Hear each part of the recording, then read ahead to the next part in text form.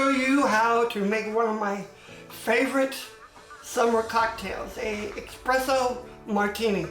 It's a very simple recipe, only you can make it rather quickly. I use deep eddy vodka, 1 shot.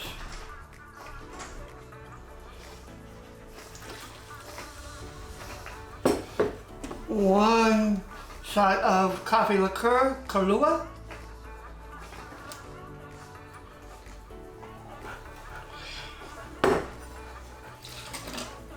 And here's the real magic, a double shot. This happens to be Black Cat Espresso. Right in there. And I don't know if you guys know anything about the Espresso Martini. It was invented by a very famous British model. The story goes, she walked into a London bar one day and asked the bartender that she wanted a drink that would F her up and wake her up. And so he came up with the coffee espresso martini. So it's all shaken up.